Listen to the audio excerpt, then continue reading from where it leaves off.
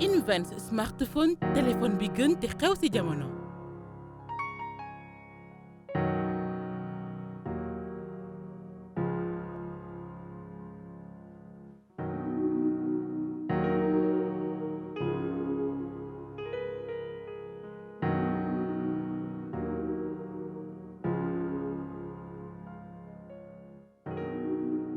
Je suis à l'honneur. Vraiment, j'ai le plaisir d'avoir en face de moi deux grandes personnalités, franchement, du cinéma africain, parce que nous sommes liés. Mais également, nous, ici au Sénégal, on a la chance de vous regarder une série appelée Golden, après 50 épisodes. Nous avons une émotion unique, des rétans, des fois des rouleaux, des mères. Nous avons ci couple Madjiguène Gaye ak Alioune Badara Gaye ñu bëggoon xam et je sais que tous les téléspectateurs yi nga xamante ne dañuy seetaan Golden bëgg nañ xam cette complicité là bi am seen diggante si biir jeu bi lan moo ko indi. Merci. Oui, ça paraît bizarre quand même. Mais c'est la première fois que nous jouons ensemble. Oui.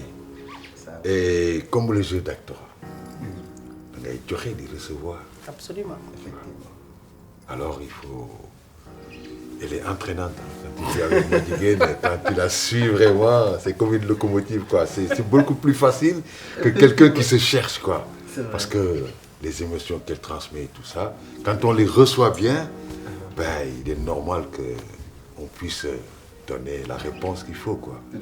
Mais ça a toujours été un plaisir de jouer avec elle parce que c'est un voyage. Effectivement. Je pense que comme nous l'avons dit, donner et recevoir. Tu sais que yow soo jouer da ngay joxe bu baax. Qu'est-ce qui fait ça ba tax indi complicité boobu noonu yëpp. Man su ma xasee dugg ci personnage bi su ma xasee jóge sama kër ba ñëw ci plateau bi c'est fini. Amélie Mbaye il n'existe plus. Donc je deviens Maj, je deviens Madjiguène Gaye. Madjiguène avec toute la fougue et tout ce qu'elle a. lépp li nga xam ne lu mu yoree muy la famille. Et je me yére bi may sol noonu laa koy solee et je deviens directement son épouse. Man personnellement danga may dugal fu nekk ci benn ci émotion yu nekk nga muy dugal man le personnage de Maj c'est mon coup de cœur ah et am na loo xamante ne franchement moo may rey quoi si ce jeu mooy sa am na manière booy def ba non vraiment boobu moo may rey mais en fait loolu lan la c'est quoi sa manière bu naturelle wala si biir jeu bi moo lay yóbbaale. Non, il y a du tout, il y a le côté naturel parce que parfois dafa am ay affaires yoo xam ne daf may énervé donc je suis obligée génne ko noonu. Et puis bon comme je dis rek chaque fois que je joue un rôle je suis en plein dedans. su ma nekkee Madjiguène Gaye dans Golden je suis Madjiguène Gaye à 100%. À 100%. C'est parce que aussi dama ko nangu. dama nangu scénario bi dama nangu jeu boobu. dañuy am un message à transmettre. Donc on se dit que voilà mënuñu tricher. Effectivement ne pas tricher moi je pense que c'est les mots. Et puis les jeunes ah ñi nga xamante ne tamit comme ñun ñi di jàng di bëgg roy ci ñoom. Je pense que c'est l'exemple hein.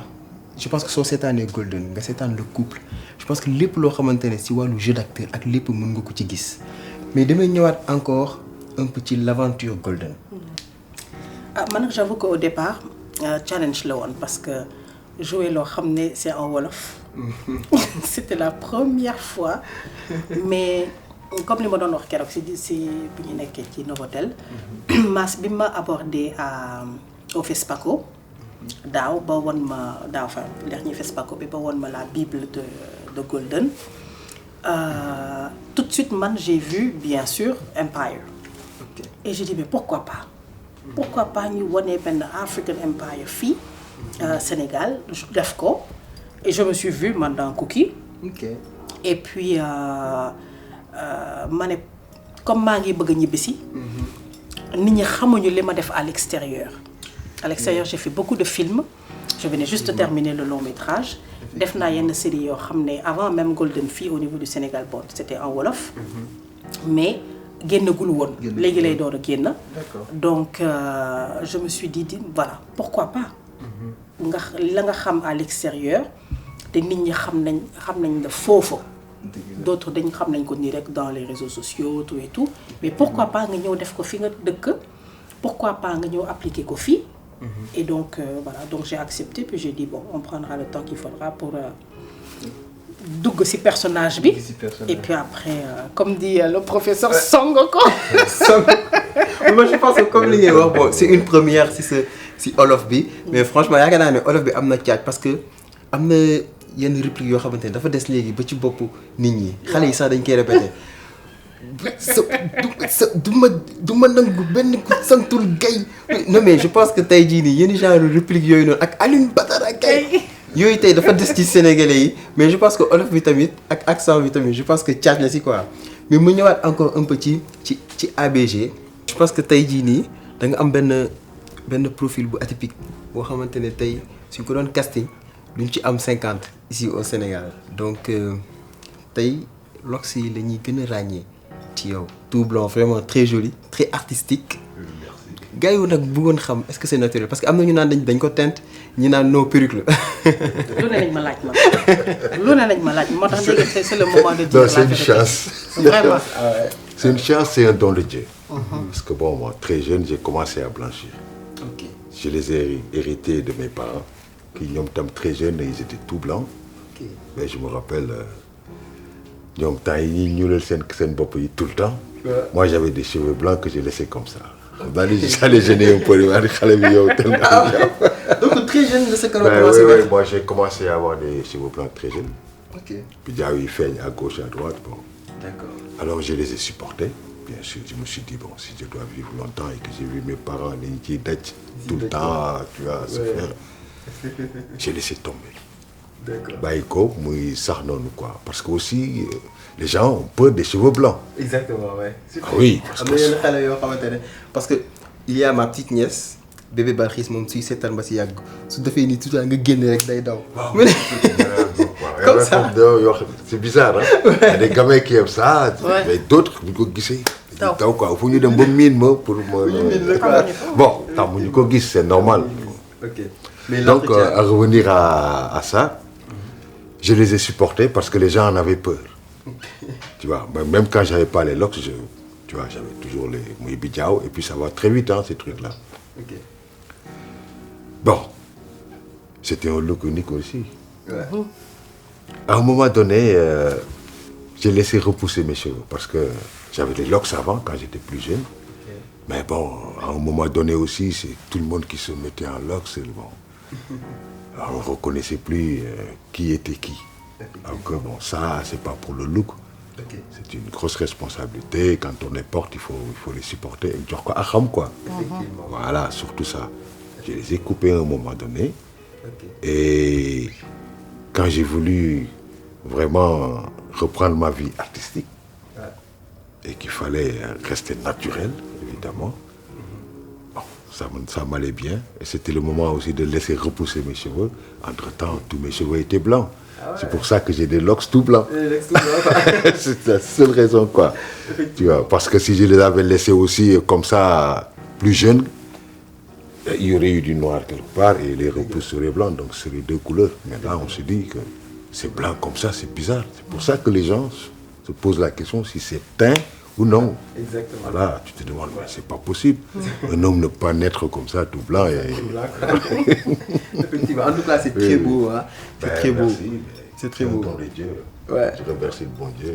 Et... lu mu leen waxoon nag mooy que loolu nag tax na bu ma look unique bi mu am nii tax na bu mu nekk tamit mannequin c'est pas seulement acteur hein. Non, non. Oui. Ah, je pense que il faut le dire hein. foofu laa doon rebondir. Ah ouais. Parce que tey gis nañ la ci Face of the Year. Oui. Je pense 2015-2016. 2013. En fait, c'était quoi Face of the Year? Voilà, enfin, c'est que à un moment donné, quand j'ai élevé mes enfants, qu'ils ont grandi et tout, j'avais moins de responsabilités vis-à-vis de la famille, parce que la vie artistique, c'est un peu risqué quand même. Je me suis pas lancé dedans. Bon, je me suis dit, il est maintenant normal que je vive ma vie, que j'ai envie de vivre, ma passion, à 100%. Bon, là, il fallait avoir de la visibilité. Et l'occasion, c'était Face of the Year. Voilà. Avec Stéphane Tourné, le talentueux photographe, qui a créé le casting le plus énorme du Sénégal. Ça a réuni des centaines de personnes de tous les âges. Exactement. Tu vois, je me souviens, am na benn moment boo xamante ne je connaissais des personnes yoo xamante ne dama leen ñëw di ma envoyer seen photo ci biir kii bi nga gis Face of the Year ba pare ñu naan ma en fait demander pour me voter ma tout ça donc amoon na engouement quoi. Effectivement. Parce que bon, moi au départ, c'était tout juste un casting. Ok. Ma fille m'a amené. Le lendemain, elle m'appelle, j'étais en brousse. Hey papa, tu sais, tu es dans le peloton de tête. Peloton de tête de quoi? Il m'a dit, tu sais, le casting qu'on avait fait la dernière fois, c'était un concours. Il dit, ah, un concours? Hey ma fille, je vais gagner. Oh, papa, qu'est-ce que tu racontes? Il y a les grands mannequins de Dakar et tout ça là. Oh, ouais. Je dis, mais je vais gagner, c'est sûr. Mais je l'avais senti au départ. Sa fille, c'est son agent, hein? Ma fille, sa fille, c'est son agent. En passant. En passant. Vous négociez affaire yi. Ouais. Effectivement. Oui. Et comme ça, de fil en aiguille, on est arrivé, c'était la finale, on était 10. Et j'étais convaincu que ce truc-là, je l'avais déjà gagné. Tu vois. Et à partir de là, bon, évidemment, avec les réseaux sociaux et tout ça, bon, j'ai eu plus de visibilité, quoi, c'est normal. Bon, je l'avais voulu, Dieu me l'a encore donné. Du coup, bon, tout le monde connaissait presque. Et ça, je pense que ñëpp xam Mentor Ba. gën la xam aussi tamit, je pense que Golden gën na yokk tamit aussi visibilité bi quoi. Tout à fait. Ok, je pense que c'est la même chose pour Amélie Mbaye. ñu ñëwaat un peu ci ce parcours parce que tamit sénégalais yi dañu découvrir une excellente actrice vraiment mais il se disait waa kii fan la nekkoon ba léegi ba série di daw ñu xaar ba léegi soo ko découvrir parce que mën naa ne milieu cinéma bi xam nañ la mais tey population bi ñi nga xamante ne dañ tàmbali seetaan série di daw ci télé yi nii ñoo la xamul woon donc vous n'êtes pas sorti de nulle part donc est-ce que mën nañ xam sa parcours. Donc man en fait c'est parce que nekkuma fi woon mais j'ai quand même commencé devant la caméra yàgg na temps wu ORTS la woon. Donc temps yoo xam nga xale nga woon moom. yow tu t'en rappelles. Très bien. Donc temps yoo j'ai commencé en tant que téléspeakerine.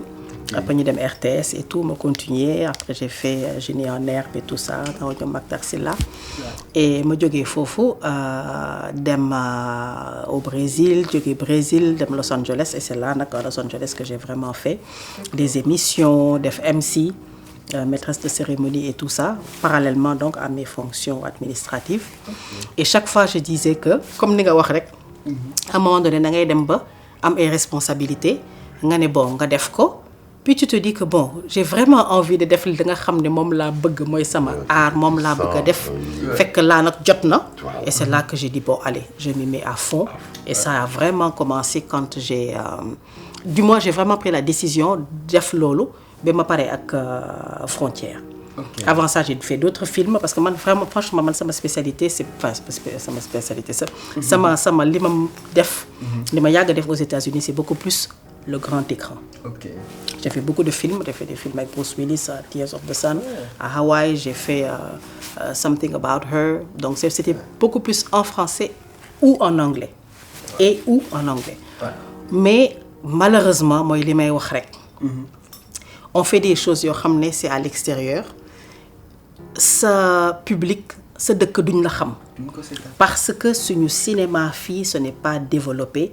Ba nga xam ne nos Sénégalais qui sont à l'extérieur sont beaucoup plus connus en fait ci bitim réew que fii. Effectivement. Il faut qu'il y ait quelqu'un et ça je dis bravo Marodi qui est osé et qui est dit pourquoi pas proposer ñu loolu ba ne mais ñëw leen liggéey ci fii voilà un projet qui tient la route qui peut tenir la route ñu proposer ñu ko ñun tam ñu gis ci suñu bopp ñu ne pourquoi pas.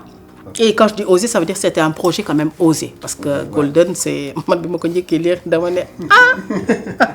pourquoi pas. Et je dis, bon, ben, pour que nous on soit connus chez nous, effectivement. ce serait une carte d'identité, ce serait une business card fii boo xam ne mën nañu ko wane. Après nag c'est un truc parce que grand écran man mes films sont sortis. Je peux pas dire partout mais dans les avions on les voit. Si yenn dëkk yi ça sort dans certaines c'est ay pays européens et tout ça sort États-Unis aussi mais fii Sénégal suñu dëkk. Donc ñi nga xam ne c'est gis nañu par exemple série Sénégal burkinabé comme Mouniaye Rama xam nañ ma. ñi nga xam ne ils ont vécu à l'extérieur xam nañ ma. Mais c'est vrai que quand on a commencé avec Golden dès que c'est sorti les gens étaient waaw kii kan la fu mu jógee. ak sama accent bi tamit. ñu naan mais kii moom fan la nekkoon et tout alors que fii laa mës a nekk. enfin daan naa voyager et tout. C'est vrai que je suis restée très longtemps à l'étranger. 25 ans Los Angeles c'est pas petit c'est pas bare na. Mais j'ai toujours eu un pied ici en Afrique. Toujours. Et ça c'est dans le milieu de l'art tout le temps et là nag moom nag c'est maintenant que j'ai fait un séjour bu gudd bu mel nii. def suñu 8 mois au Golden. Golden na métti na mais bon on y est arrivé quoi. Golden jeex immédiatement je pense que da nga war a sax dem semaine prochaine ñu lay souhaiter vraiment bon voyage. Merci. Mais je pense que comme yow aussi Mentor Ba tamit c'est presque la même chose parce que nee nañ ma def nga Europe dem nga à l'extérieur mais da nga ñibbisiwaat pour le cinéma. Oui, mais vous savez, moi je suis revenu il y a très longtemps. Ouais. J'ai toujours fait l'option de vivre au Sénégal. J'ai eu les moyens de vivre à l'extérieur, comme tous les membres de ma famille d'ailleurs. Mais j'ai mes racines ici. Et je me dis que bon, pour vraiment vivre et travailler pour le Sénégal, il faut être présent, quoi. Même s'il faut faire des allers-retours, bien sûr. On peut avoir plusieurs activités. Mais comme me disent toujours les gens, il faut venir travailler à l'extérieur. Ici, vous perdez votre temps. C'est toujours la même musique, quoi. Ouais. C'est une rengaine qui vient souvent. Hein. Mais bon, si tout le monde part, mais il n'y aura plus personne ici. Vraiment. Il y a des maisons de production, ils gagnent affaires émerger. Parce que là, bon, c'est l'immersion. Hein. Ouais. Mais heureusement que ça commence à ressortir. Et puis affaire filles, c'est filles, quoi. C'est ici, il y a de la matière. Mais... il y a les jeunes techniciens très talentueux. Donc, il faut que nous nous filles. mën a liggéeyandoo parce que du benn personne ñaar ñoo koy def. dëgg la je pense que li nga wax nii comme aussi maman Amélie nu mu ko waxee léegi ku mel ni Serigne Massamba Ndoura ñu koy remercier aussi parce que dafa jël ay initiative man mi nga xamante ne jege naa ko ci liggéey bi man dama xam ay ambition des fois sax ay ambition dafay kawe ba nga xamante ne des fois ñu dañuy nekk à côté on dit ok d'accord. il ose quoi donc tey jii nii tey xam naa ne am na ay ambition wu comme ni nga waxee jëliwaat ñu mel ni yéen. ñu ñëw suqali cinéma sénégalais aussi ma des encore ci aventure Golden 50 épisodes dernier jour yi dañuy def marathon xam naa ci dara nelawoo leen ba léegi ba léegi sa bët yi ku la xool xam ne reposé ku leen xool xam ne reposé wu leen donc avant man bi nga ma nee sax tey interview la ay daa nga ne di ma déglu bi ma nee interview tey dama ko ne ma ay da yow yoroo moo ma de vraiment donc vendredi nañu commencer le matin tourner toute la journée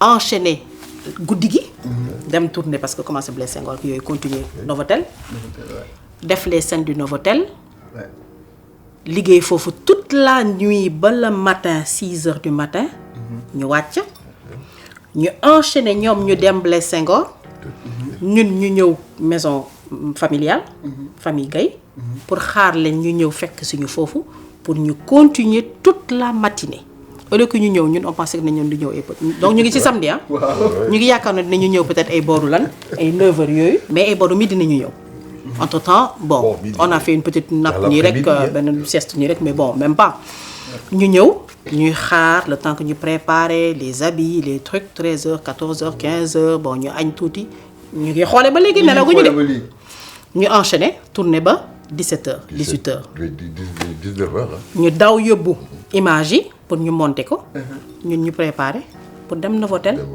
pour def ouverture pour démarrer Chou et Golden ñu enchaîner ba 2 heures du matin donc 2 heures du matin dans la nuit du samedi au dimanche dimanche nag ñu àgg suñu kër x heures du matin noppalaku et lundi Aïda qui m'appelle allô interview bi. Non vraiment je pense que tey marathon bu mel nii. Ah non mais 48 heures sans dormir. 48 heures sans dormir exemple du ma ne lu ñu war di def la mais tey je pense que tey suñu àndaloon ak passion cinéma duñ ko def yaakaar naa ne tey su amul nit bul ñëw na leen kay def lii ma fay la. du ngeen ko def. C'est parce que dañ ko gëm te dañu xam ne tamit.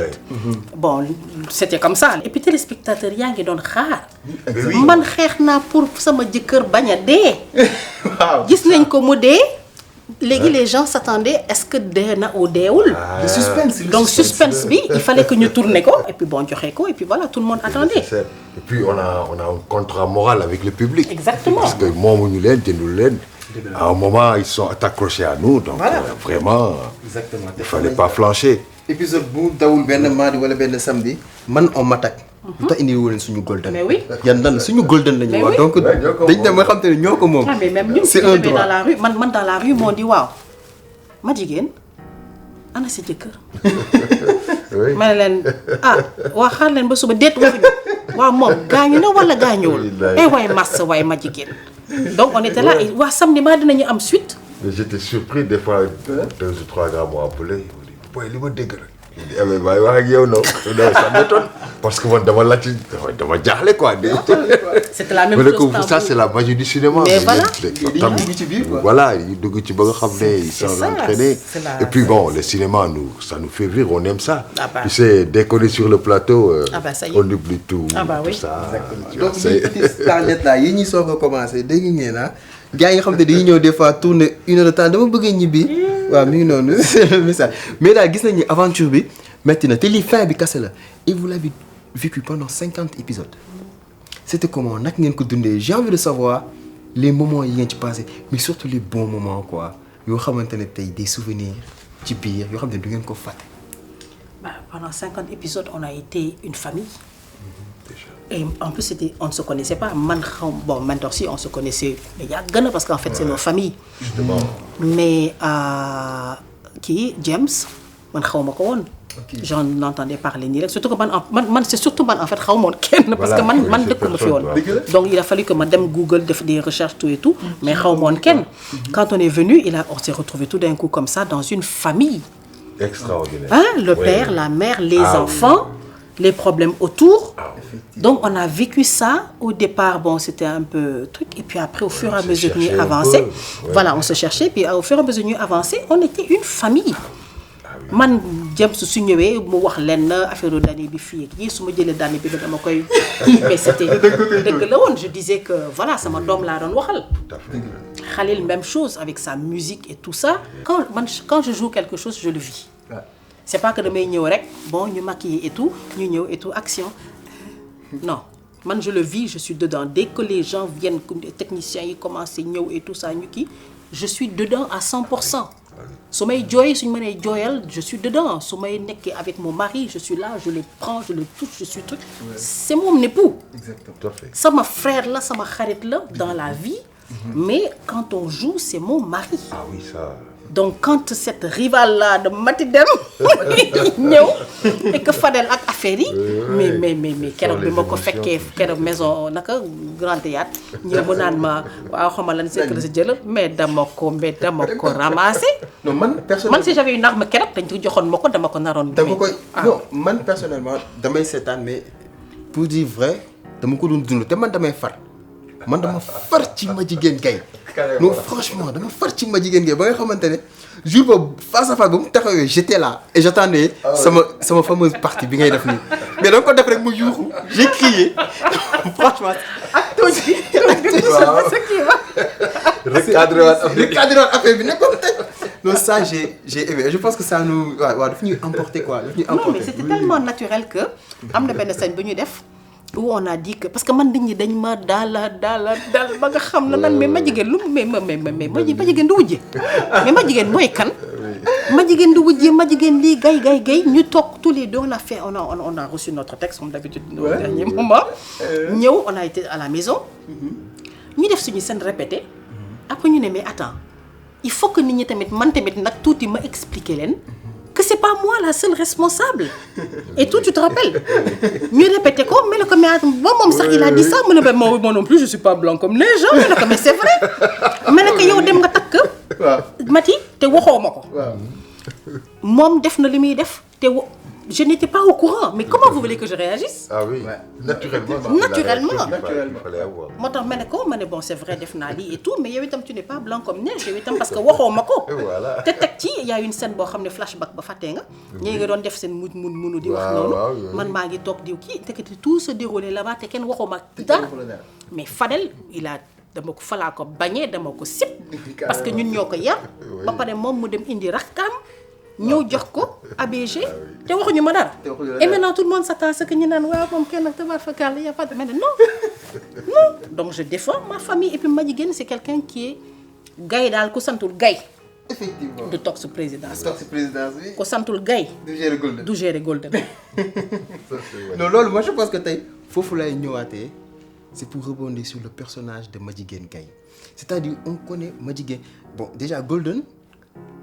nit ñi bañ ko doon xool dañ ñaan way série la boo xamante ne way c'est pour ñi nga xamante ne dañu am niveau wala genre yooyu noonu mais je pense que tey touche bi ci famille Gaye indi muy le couple surtout te yéen ngeen séq ko tamit ak seen doom daf ci doon benn lu am solo loo xamante ne tax na léegi dafa dem ba dafa large. Sénégalais yëpp dañ koy seetaan parce que Sénégalais dañu am film boo xam dañu bëgg film boo xamante ne c'est famille ñu gis ci personnage bu Madjiguène Gaye muy kuy incarner c'est-à-dire protectrice.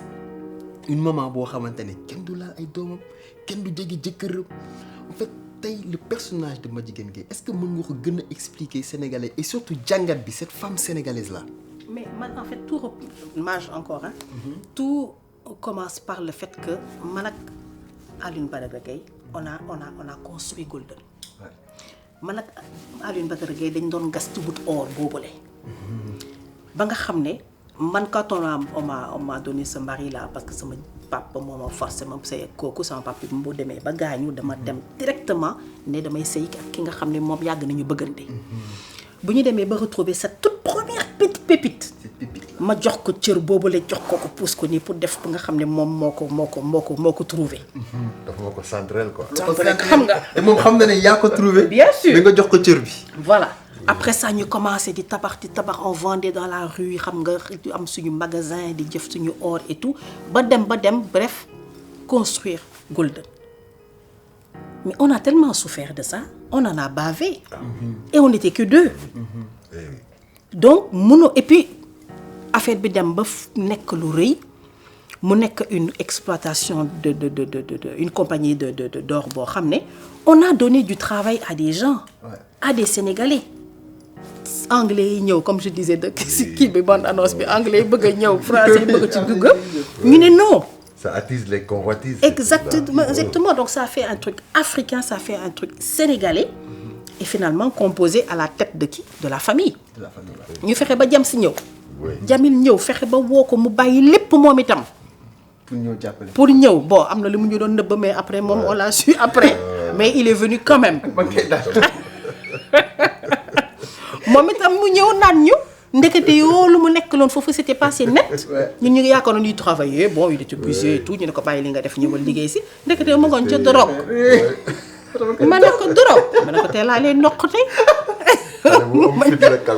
loolu bokk ci woon pareil c'est comme tu dis le truc de la maman sénégalaise man sama yaay c'est pas une question d'âge et tout je veux dire voilà quoi xale bi su defee bêtise danga koy noq loolu la ñu xam man sama doom États-Unis su ma daan dóor sama doom parce que balaa ñu naan affaire child abuse ñu naan ñu jël sama doom parce que dama koy maltraité dama daan tëj palanteer yëpp bloc yëpp dóor ko ba mu miir su génnee nag ma ne ko mu ngoog après y a eu des moments sax yoo xam ne bon xawoon naa am problème et tout mais bi ñu ko posé question dafa ne non j'ai fait des bêtises c'est pour ça maman m'a frappé parce que noonu nañ ma yaree je dis pas que mbéj tout le temps non mais tu fais une bêtise on te dit non une fois tu fais une deuxième bêtise nga ñëw la non troisième bêtise mais dañ lay noq donc quand il est venu mu naan drogue la woon ma ne ko drogue ñun nga xam ne on a travaillé sans mettre de la drogue dedans mais je n'avais qu'une seule envie bu ma jël sama dàll rek nekk ko ni door ko parce que c'était une réaction naturelle de la maman sénégalaise de la maman africaine surtout voilà moom it mu toog ni bougé wul mu accepté parce que xam na ne li mu def nekkuloon ci yoon. tout à fait exactement. et donc voilà me revenir aussi si leneen et ça c'est un message que je donne aussi à nos familles à nos couples le fait que moom bi mu feebaree il a préféré aller se confier à Fadel c'est Fadel qui connaissait la maladie, c'est Fadel qui était au courant de tout xam nga. Quand il y a un couple comme ça et tout góor ñi en général dañuy am sutura du ñu wax yenn yi seen jabar yi. Tout à fait. Ouais. di ko nëbb et tout ça di ko wax ni feneen Voilà, parce que dañ koy pour les- épargner voilà. soi-disant. Alors que pour les su ma ko préserver. xamoon j'aurais pas dit, je dis pas que peut-être que j'aurais aidé, j'aurais participé à sa guérison et tout, mais peut-être que ñun ñaar danañ ñoo doon di fexe ba nga xam ne moom son mal aussi il l'aurait pas gardé pour lui tout seul. Effectivement. mais dem wax ko koo xam ne gis nga après la preuve xoola Fadel moom itam. dem moo xoolal li mu dem def moo tax loolu moo taxoon ma sippoon ko bañoon ko parce que je me suis dit bon voilà. mais quand Donc, même mais je pense que Fadel mën nañ ko baal lépp ak nu mu Non, demee Fadel am moom- na benn cër bu mu jox. moi il m'a demandé à un moment donné mooy keroog bi ma koy ballu ak ko Ouais. ñëw na bi ñuy affaire doom ji et tout mu ne ma nag léegi nag ma jigéen doy na ma xool ko parce que su meree du wax de dëgg la. Alioune Badara Gueye Ouais, mais ouais, su c'est meree normal. mer na mel na waaw. keroog dafa wax ba ma naan nii parce que je me disais première fois ñu gis nga tiit. ah gis na tiit naa parce que pour la première fois je pensais qu'il allait me frapper. Non, mais j'ai senti que tu avais peur. Mais bien sûr. J'ai dit, waouh, je lui ai foutu la frousse. dafa ne même Je m'en voulais même un peu, quoi. je sais. Ah, ouais. ba tax dafa wax ba sëqat. Ouais. Parce que bon, tu sais, on ne peut pas simuler. Quand on est dans la peau du personnage, mais les gens ne se rendent pas compte qu'on est métamorphosé. On n'est plus nous-mêmes, c'est normal. À tel point que am Ouais. na benn Guinée boo xam ne on était à table. À table, ouais. may nekk di wax rek et le dialogue c'était que mu ne bon maintenant ma jigéen ça suffit. Ouais. mais affaire bi def ko dugg ba nga xam ne. Ah ouais, je te... mu ne la ferme. Ouais, tout le monde a sursauté. ñëpp tëb. tiit quoi. ñu ne coupé ñu xool ko mu ne ah mais excusez-moi mais là il m'a vraiment énervé là. parce que est-ce que dund na. Non, mais c'est vrai. il s'est rendu compte de ça ma xool ko nii. Exactement. mais qu'est-ce que j'ai fait dama ne zip waxatuma. Quand on n'a plus ça, il faut quitter le métier. Hein. voilà Exactement. Sinon, on ne joue plus. je pense que tey lii moo war a mën a tax sax même les téléspectateurs ñoom yi di seetaan ñoo tam ñu ciy mën a dugg. bien sûr. parce que su nekkente ne yaakaar ni juste rek ay textes yu ñu joxe comme ça. Voilà, quand Ouais. il faut que tu donnes que ça a l'air de vrai. Voilà. Quand on voit l'individu, on ne voit pas qu'il joue, Exactement. qu'il est là-dedans. Alors les gens croient que oh, ça c'est réel. Ouais. Comme on ne simule pas, le public aussi il est entraîné dans ça. Ouais. Et le véritable piège est là. Les gens croient que c'est la réalité. Bon, l'acteur aussi qui ne fait pas attention, il ne sort pas de son personnage. Des fois, il vit toujours son personnage, c'est dangereux. Il faut savoir rentrer et sortir du personnage. C'est très important. surtout moi je pense que loolu mooy leçon bi en rentrée et sortie je pense que tey ñi ngi jàng lu bëri par rapport ak personnage yeeg yooyu noonu mais aussi Golden am na lu bëri lu ñuy jàngal parce que comme ni nga ko tàmmee di ko wax très fièrement Golden c'est la seule entreprise d'exploitation minière d'or du Sénégal loo xamante ne ñun ñoo ko moom c'est-à-dire ci mën na ko benn fierté. bien sûr. mais si biir ñu gis par rapport ak scénario bi parce que dem nañ ba 50 épisodes ñu gis ne que léegi am na ci biir ñi ngi tubaab bi dañuy ñëw bon tubaab bi ñi ngi gis ne que ñu ngi leen doon kii donc ñu ñëw ba ci ngeen dugg ci wàllum pétrole beeg yooyu noonu ñu dem ba tubaab bi fii suñu état bi bon si film bi je dirais séddale affaire yi mais de manière boo xamante ne voilà quoi donc tey jàngat bi lan la dans le fond. Oui, c'est que il faut résister. Doole yi bokkul. Et la preuve avec Golden, parce que c'est resté longtemps où il n'y avait que des Sénégalais et des Africains en général. Mais ñu demee ba affaire bi jël beneen ampleur, ben ils sont venus, hein. Tu vas attaquer de toutes parts. Il y a eu des assassinats, des trucs comme ça. Et ça, finalement, deuxième saison bi dina indi solution bi. Parce qu'on va vers une confrontation qui va maintenant être entre Golden et les multinationales. Oui, il faudra trouver la parade et on la trouvera. Bon, le cinéma et ce qui... on le souhaite que dans la réalité aussi. Je pense que le perche là. Justement. Pour la saison 2. Parce que tey je pense que sénégalais yi war nañ mën a xaar loolu parce que Golden jàngal na ci ñu bari yaa ngi ko doon wax mooy première pépite bi nga trouvé ànd ak sa jëkkër c'est-à-dire cette femme là qui accompagne son mari tey jii nii loolu ay valeur la te suñu ay valeur la ñun fii Sénégal parce que gis nañ ne suñu mag ñi njëkk yi noonu lañ daan sëyee donc tey je pense que même si jeunes yi war nañ si jàng parce que waruñu jàpp ne da nga war a ànd ak góor fekk pare na am na léppam tey jii nii loolu fierté lay doon après pour la femme mu ne waaw sama jëkkër man maa ko accompagner loolu moo tax it su la neexee nga ne nag tu takk ñaareel loolu moom d'accord naa ci ak yow. man daal j'ai dit ragaluma ujje nga xam naa de façon su ñëwee tamit du fa yàgg. déjà ça c'est un. waaw. Et deuxièmement comme li may wax rek qu'il y ait la communication. parce que am na yenn affaire yoo xam ne soo ko defee. parce que loolu la ma njëkkoon wax naan ma je suis un musulman j'ai le droit d'épouser 4 femmes et tout ma toog di ko xool nii rek. c'est vrai mais nag def ko jaaree ko ci yoon. ci yoon waaw Tout à fait. Donc la communication et le fait aussi qu'on dise que derrière un grand monsieur se trouve toujours une Grande dame. man décision yu bare jël naa ko. ay toj yu bare maa ko sañoon a def. affaire yu bare maa ko réglé. ba léegi sax lam c'est lui qui m'a sax di defal nànk ma jigéen doy na. parce que am na yenn yoo xam ne dama koy def mais je l'ai toujours fait mais quand même tout en restant tout le temps en retrait te moom mu nekk devant. ba nga xam ne les gens sax disent toujours c'est lui le sage c'est lui le. ouais souvent yenn parce que des fois nit ñi dañu naan attends mais le personnage de Madjiguène Gaye nit ku soxor la wala nit ku baax la parce que des fois day def yenn yoo xamante ne kenn xamul mais des fois après à chaque fois di nga trouver benn explication c'est-à-dire la famille. Ouais, bien sûr. la famille moo la jaral lépp. La mère poule qui protège en réalité la famille. Et qui voit ce que le mari. Mais tout à ne fait, peut pas parce voir. que le mari est toujours occupé à faire vivre la famille. Mais la femme est là pour la protéger. En fait, on dit que c'est l'homme qui est protecteur de la famille. Non, la famille, c'est la femme qui la protège. Mais celui qui est là pour nourrir la famille, l'entretenir et tout, c'est l'homme. Et quand on est dans ça, on ne peut pas s'imprégner des problèmes sociaux et autres qui tournent autour de tout ça. Tu vois. Mais en même temps, ABG, c'est le régulateur, toujours calme, qui est là, qui réfléchit, qui veille à ce que ça ne déborde pas et qui comprend certaines décisions que d'autres ne comprendraient pas. Exactement. Parce le que sage mooy le sage parce que ñun tamit suñu papa yi suñu papa yi suñu mag yi kilifa parce que dañuy gis ci ABG kilifa à chaque fois il parle pas beaucoup mais à chaque fois qu'il parle c'est pour wax lu am sens parce que des fois Madjiguène Gaye dañuy gis da nga koy bàyyi muy agir mais su demee ba fenn fu ëpp soo ko recadrer dañuy gis mu taxawaat. voilà. donc voilà et loolu tey je pense que tey exemple la tamit quoi. Voilà, les pères de famille sont là pour ça. Il ne faut pas qu'ils soient débordés par les soucis de la famille et tout ça, quoi. Vraiment, c'est la force tranquille. Exactement. Oui. Ouais. Mën nga toj mais doo toj. Il faut préserver. il faut ma ñëw ramasser ne pat. Voilà, et c'est voilà, après nag moom c'est entre nous deux nag après. Voilà, c'est que justement. moo taxit ma ne complicité bi c'est extraordinaire. donc Golden c'est je pense que c'est riche lu bëri enseignement la je pense que tey suñ doon dugg di décortiquer Golden du ñu am temps mais tey gis nañ ne Golden après 50 épisodes ça fait la fierté tey de tous les Sénégalais parce que dëgg neexul ñëpp d'accord parce que Golden indi na loo xamante ni mosuñu ko gis Sénégal yéen tey fierté boobu noonu tey yéen ngeen bokk ci acteurs yi nga xam ne yéen nekk au devant naka ngeen ko dundee. Mais moi, en toute modestie, hein, parce que aussi, on a essayé toujours de faire de notre mieux, d'abord.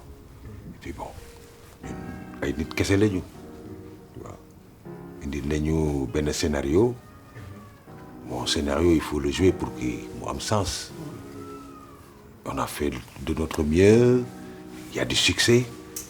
Mais bon, ça ne veut pas dire qu'on est arrivé au sommet. Loin de là. On est très loin du sommet. Tu vois. Donc, Golden aussi, ça représente la famille sénégalaise. Moo tax mu am engouement boobu. ñëpp ñoo ci gis seen bopp. ñëpp.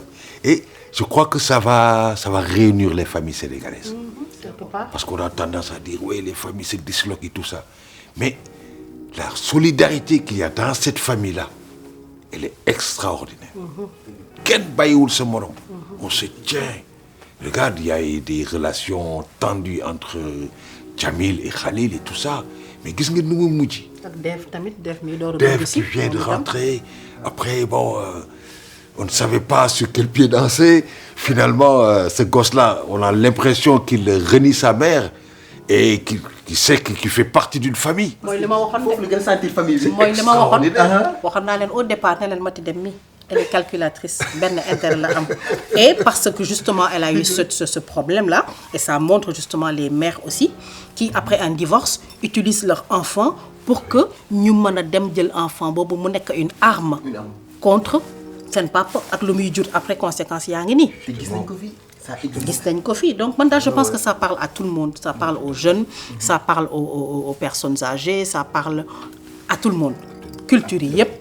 Et donc léegi nag on vous donne rendez-vous daal pour la deuxième saison pour xam tamit nag deuxième saison. man daal man daal je promets que lan que maa ngi espérer daal ne lépp li nga xam ne ñun ñoo ko moom te ñoo ko defar mu des fii xaw ma nag nu muy demee ak affaire or noir bi ou bien or bi nga xam ne moom nañu amoon ak nu muy defee tubaab yi ñëw nañu de ñëw nañu nag mais dafa am lenn tamit lu gars yi gis parce que gis nañu à la fin benn jàkkaarloo ñu sentir ne daal dafa nar nañ am benn jàkkaarloo daal entre Mage ak Aïcha Fall man xaw moom war na la xam mais loolu moom xaw ma qu'est-ce qui a piqué xaw ma man Aïcha Fall moom lu ko piqué ba mu ne da lay song. man de toute façon maa ngi doon xool noonu rek mais gis nga ne si film bi yëpp waxuma ci dara.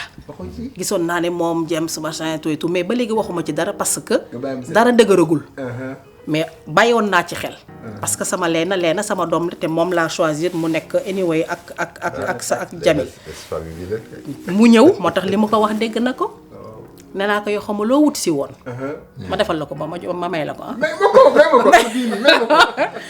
ma ne ko xaw ma woon. loo wut si woon. wante li nga xam ne gisoon nga ko. yàgg ngoon ko xam si affaire Golden. xaw ma qu'est-ce que tu avais derrière la tête. waaye fii nga may fekk su ma amoon bu solo ñëw na ne ko. je pense que lii la ñuy tëjee mais man foog ma toog si digg bi avoir la chance. vraiment avoir la chance avoir une photo nekk seen diggante am la photo waaw tey nag man maay seen doom.